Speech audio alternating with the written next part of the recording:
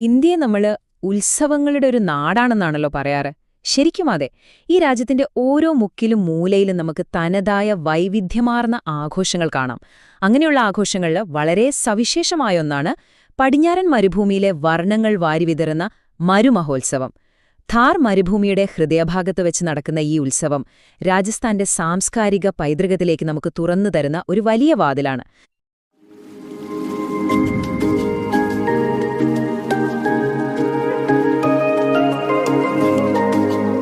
അപ്പോൾ നമുക്ക് ഈ മണലാരണ്യത്തിലെ ഉത്സവത്തിന്റെ ഉള്ളറകളിലേക്ക് ഒന്ന് ഇറങ്ങിച്ചെന്നാലോ? എന്താണ് ഈ ആഘോഷത്തിന്റെ യഥാർത്ഥ സത്ത? എവിടെ നിന്നാണ് ഇതിന്റെയൊക്കെ തുടക്കം? നമുക്ക് ഒരുമിച്ചൊരു യാത്ര പോകാം. ഈ മരുഭൂമിയിലെ അത്ഭുതപ്പെടുത്തുന്ന പരിപാടികൾ മുതൽ അവിടുത്തെ തനത് രുചികൾ വരെ അറിയാം. പിന്നെ ഇതവിടുത്തെ പ്രാദേശിക സമ്പദ്വ്യവസ്ഥയെ എങ്ങനെ സ്വാധീനിക്കുന്നുവെന്നും ഇതിന്റെ ഇന്നത്തെ ആധുനിക മുഖം എന്താണെന്നും മനസ്സിലാക്കാം. അപ്പോ ആദ്യം തന്നെ എന്താണ് ഈ മരുമഹോത്സവം? ലളിതമായി പറഞ്ഞാൽ രാജസ്ഥാനിലെ ജയ്സാൽമീറില് എല്ലാ വർഷവും നടക്കുന്ന 3 ദിവസം നീണ്ടുനിൽക്കുന്ന ഒരു ഗംഭീര സാംസ്കാരിക മാമാങ്കമാണിത്. ഇതിനെ ഡെസേർട്ട് ഫെസ്റ്റിവൽ, അതായത് മരുഭൂമിയിലെ ഉത്സവം എന്നും ആളുകൾ സ്നേഹത്തോടെ വിളിക്കാറുണ്ട്. ഇനി വരാൻ പോകുന്ന ഉത്സവം, അതായത് 2026 ജാനുവരി 30 മുതൽ ഫെബ്രുവരി 1 വരെയാണ് നടക്കുന്നത്. പക്ഷേ ഇതിന്റെ ഏറ്റവും വലിയ പ്രത്യേകത എന്താണെന്നറിയാമോ? ഈ 3 ദിവസത്തെ ആഘോഷങ്ങൾക്കും തിരശ്ശീല വീഴുന്നത് മരുഭൂമിയിലെ ആകാശത്ത് പൂർണ്ണചന്ദ്രൻ ഉദിച്ചുയരുന്ന ആ പൗർണമി രാവിലാണ്. ഒന്നാലോചിച്ചു നോക്കൂ, എന്തും മനോഹരമായ കാഴ്ചയായിരിക്കുമെന്ന്. ഇതിന്റെ പ്രധാന വേദി ജയ്സാൽമീറിൽ നിന്ന് ഏകദേശം 40 കിലോമീറ്റർ അകലെയുള്ള സാംസാൻഡ് ഡ്യൂൺസ് ആണ്. ഏതൊരു വലിയ ആഘോഷത്തിനും പിന്നിൽ ഒരു കഥയുണ്ടാകും, അല്ലേ? അതുപോലെ മരുമഹോത്സവത്തിനും ഉണ്ടൊരു ചരിത്രം. നമുക്ക് ആ വേരുകളിലേക്കൊന്നു പോകാം. ഇതിന്റെ കഥ തുടങ്ങുന്നത് ഒരു പുരാതന പ്രവചനത്തിൽ നിന്നാണ്. ഈ ഉത്സവത്തിന്റെ വേരുകൾ ചെന്നെത്തുന്നത് ഒരു ദൈവീക പ്രവചനത്തിലാണ്. ഐതിഹ്യം പറയുന്നത് ഇങ്ങനെയാണ്: യാദവ കുലത്തിന്റെ നാഥനായ ശ്രീകൃഷ്ണൻ അർജുനനോട് പ്രവചിച്ചുവത്രേ, തന്റെ വംശത്തിൽപ്പെട്ട ഒരാൾ ത്രികൂട പർവ്വതത്തിലൊരു പുതിയ സാമ്രാജ്യം തന്നെ കെട്ടിപ്പടുക്കുമെന്ന്. പിന്നെ നൂറ്റാണ്ടുകൾക്കിപ്പുറം, അതായത് AD 1156 ആ പ്രവചനം ഒരു യാഥാർത്ഥ്യമായി മാറി. യാദവ സമുദായത്തിൽപ്പെട്ട റാവൽ ജയ്സ്വാൾ ത്രികൂട പർവ്വതത്തിൽ ജയ്സാൽമീർ എന്ന നഗരം സ്ഥാപിച്ചു. അപ്പോ ആ ചരിത്രപരമായ ഓർമ്മയുടെയും പൈതൃകത്തിന്റെയും ഒരു വലിയ ആഘോഷമാണ് നമ്മൾ ഇന്ന് കാണുന്ന ഈ മരുമഹോത്സവം. ശരി, ഇനി നമുക്ക് ഈ ഉത്സവത്തിന് വേദിയാകുന്ന ആ മനോഹരമായ നഗരത്തെ ഒന്ന് പരിചയപ്പെടാം. സുവർണ നഗരം എന്ന് കേട്ടിട്ടില്ലേ? അതാണ് ജയ്സാൽമീർ. ഈ നഗരത്തിന്റെ വാസ്തുവിദ്യയും പിന്നെ ആ ഭൂപ്രകൃതിയും ഉത്സവത്തിന് ഒരു പ്രത്യേക പറഞ്ഞറിയിക്കാനാവാത്ത ഒരു ഭംഗി നൽകുന്നുണ്ട്.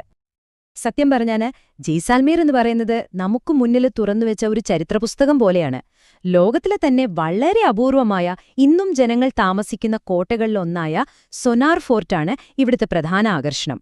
അതോടൊപ്പം ഗ്യാഡ്സിർസർ തടാകത്തിന്റെ ആ ശാന്തത, പിന്നെ പത്വോൻ കി ഹവേലി പോലുള്ള കൊട്ടാരങ്ങളുടെ വാസ്തുവിദ്യ, ഇതൊക്കെ ഈ നഗരത്തെ ശരിക്കും അവിസ്മരണീയമാക്കുന്നു. ഓക്കെ, അപ്പോൾ ഇനി നമ്മൾ കാത്തിരുന്ന കാര്യത്തിലേക്ക് വരാം. ഈ ഉത്സവത്തിലെ പ്രധാന ആകർഷണങ്ങൾ, മത്സരങ്ങൾ, ഇതിനെക്കുറിച്ചൊക്കെ നമുക്ക് കുറച്ചും കൂടി വിശദമായി അറിയാം. മരുഭൂമിയിലെ ജീവിതവും സംസ്കാരവുമൊക്കെ എത്ര മനോഹരമാണ് ഇവർ ഓരോ പരിപാടിയിലൂടെയും നമുക്ക് കാണിച്ചു തരുന്നതെന്ന് നോക്കാം. ഉത്സവത്തിന് തുടക്കം കുറിക്കുന്നത് തന്നെ അതിഗംഭീരമായൊരു ഘോഷയാത്രയോടുകൂടിയാണ്. ആ പ്രശസ്തമായ സോനാർ കോട്ടയിൽ നിന്ന് തുടങ്ങി ഷഹീദ് പൂനം സിംഗ് സ്റ്റേഡിയത്തിൽ അവസാനിക്കുന്ന ഈ ഘോഷയാത്രയുണ്ടല്ലോ, അത് ശരിക്കും മരുഭൂമിയിലെ സംസ്കാരത്തിന്റെയും ജീവിതരീതിയുടെയും ഒരു ജീവനുള്ള നേർക്കാഴ്ച തന്നെയാണ്. ഈ ഉത്സവത്തിലെ 2 പ്രധാന താരങ്ങളാണ് ഒട്ടകയോട്ടവും ഒട്ടകപ്പോളോയും. മരുഭൂമിയിലെ കപ്പലുകൾ എന്ന് നമ്മൾ വിളിക്കുന്ന ഒട്ടകങ്ങളുടെ വേഗതയും കരുത്തും പരീക്ഷിക്കുന്ന ഒട്ടകയോട്ടം കാണുന്നവരുടെയെല്ലാം നെഞ്ചിടിപ്പ് കൂട്ടും, അത്രയ്ക്ക് ആവേശമാണ്. പക്ഷേ ഒട്ടകപ്പോളോ, അത് തീർച്ചയായും കണ്ടിരിക്കേണ്ട ഒരു കാഴ്ചയാണ്.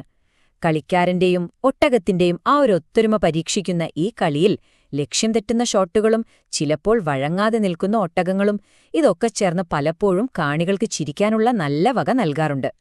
ഇനി നമുക്ക് ഈ ഉത്സവത്തിലെ ഏറ്റവും രസകരമായ, ചിലപ്പോൾ കുറച്ച് വിചിത്രമായ മത്സരങ്ങളിലേക്ക് വരാം. ഇവിടെ വേഗത മാത്രമല്ല പ്രധാനം, മീശയുടെ നീളം പോലും ഒരു മത്സരയിനമാണ്. ഒന്നാലോചിച്ചു നോക്കൂ, ഏറ്റവും നീളമുള്ള മീശയ്ക്ക് വേണ്ടിയുള്ള മത്സരം. അതുപോലെ രാജസ്ഥാന്റെ പൗരുഷത്തിന്റെ പ്രതീകമായി കണക്കാക്കുന്ന മിസ്റ്റർ ഡെസേർട്ട് മത്സരവുമുണ്ട്. പോരാത്തതിന് ഒട്ടകപ്പുറത്തുള്ള ജിംനാസ്റ്റിക്സും ഒട്ടക ബാൻഡുമൊക്കെ കാഴ്ചക്കാരിൽ ശരിക്കും കൗതുകമുണർത്തുന്ന കാര്യങ്ങളാണ്. ഇനി നിങ്ങളുടെ ഉള്ളിൽ ഒരു സാഹസികൻ ഒളിഞ്ഞിരിപ്പുണ്ടെങ്കിൽ മരുമഹോത്സവം നിങ്ങളെ ഒട്ടും നിരാശപ്പെടുത്തില്ല.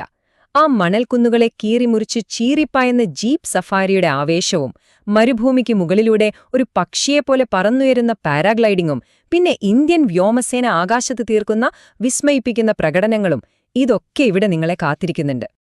രാജസ്ഥാന്റെ ആത്മാവ് തൊട്ടറിയണമെങ്കിൽ അവിടുത്തെ നൃത്തരൂപങ്ങൾ കാണണം. കാൽബലിയയും ഘൂമറും ഇവിടെ പ്രധാന ആകർഷണങ്ങളാണ്. കാൽബലിയ സമവായം അവതരിപ്പിക്കുന്ന, ശരിക്കും പാമ്പിന്റെ ചലനങ്ങളെ ഓർമ്മിപ്പിക്കുന്ന ഒരു മാസ്മരിക നൃത്തമാണ് കാൽബലിയ. അതേസമയം സ്ത്രീകൾ വലിയ വിടർന്ന പാവാടകളൊക്കെ ധരിച്ച് വട്ടത്തിൽ കറങ്ങി അവതരിപ്പിക്കുന്ന അതിമനോഹരമായ പരമ്പരാഗത നൃത്തമാണ് ഘൂമർ. പകലത്തെ ആഘോഷങ്ങൾ കഴിഞ്ഞ് സന്ധ്യയാകുമ്പോൾ ഈ മരുഭൂമിക്ക് വേറൊരു ഭാവമാണ്.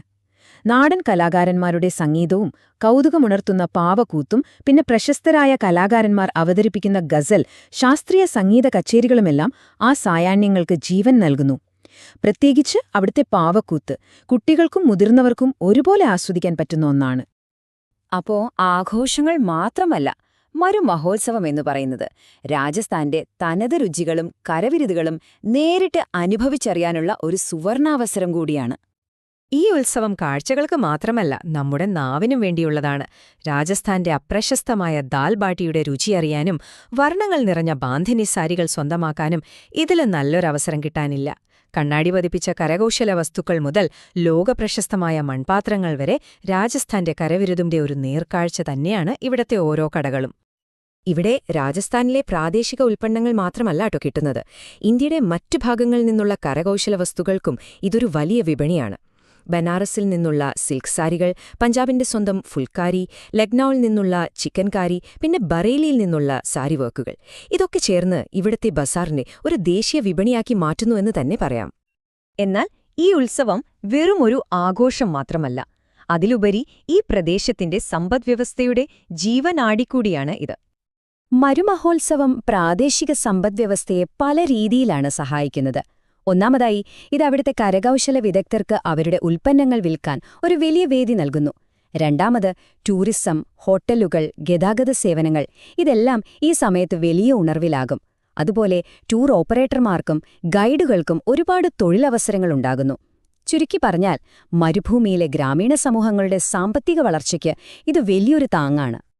രാജസ്ഥാന്റെ സംസ്കാരത്തെ, അവരുടെ പൈതൃകത്തെ ലോകത്തിനു മുന്നിൽ അവതരിപ്പിക്കുന്ന ഒരു ആഗോള വേദി കൂടിയാണ് ഈ ഉത്സവം.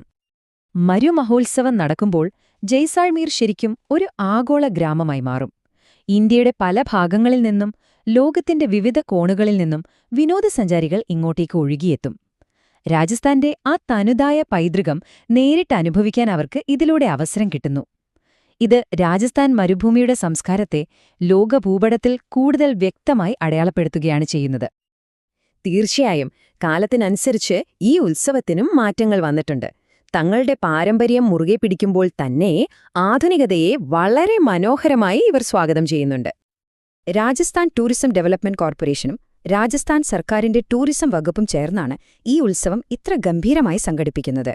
അവരുടെ ആ പ്രൊഫഷണൽ മാനേജ്മെന്റ് പാരമ്പര്യത്തെയും ആധുനികതയെയും ഒരുമിപ്പിച്ചു കൊണ്ടുപോയി വരുന്നവർക്കെല്ലാം ഒരു ലോകോത്തര നിലവാരത്തിലുള്ള അനുഭവം ഉറപ്പാക്കുന്നു. ഉത്സവത്തിന്റെ അവസാനം നടക്കുന്ന ആ ഗംഭീരമായ കരിമരുന്ന് പ്രയോഗം ഇതിന്റെ ഏറ്റവും നല്ലൊരു ഉദാഹരണമാണ്. അപ്പോ പുരാതനമായ ആചാരങ്ങളെയും ഇന്നത്തെ ആധുനിക കാഴ്ചകളെയും ഒരുപോലെ ചേർത്ത് പിടിക്കുന്ന മരുമഹോത്സവത്തിന്റെ ഈ വലിയ വിജയം മാറിക്കൊണ്ടിരിക്കുന്ന ഇന്നത്തെ ലോകത്ത് സാംസ്കാരിക ആഘോഷങ്ങൾക്കുള്ള ശക്തിയെക്കുറിച്ച് നമ്മളെ എന്താണ് പഠിപ്പിക്കുന്നത്? ഇതൊരു പക്ഷേ ഒരു സാംസ്കാരിക പ്രതിരോധത്തിന്റെയും അഭിമാനത്തിന്റെയും പ്രതീകമാണ്. തലമുറകളായി കൈമാറി വന്ന പാരമ്പര്യങ്ങൾക്ക് എത്രമാത്രം പ്രാധാന്യമുണ്ടെന്ന് നമ്മളെ ഓരോ വർഷവും ഇത് ഓർമ്മിപ്പിച്ചുകൊണ്ടേയിരിക്കുന്നു.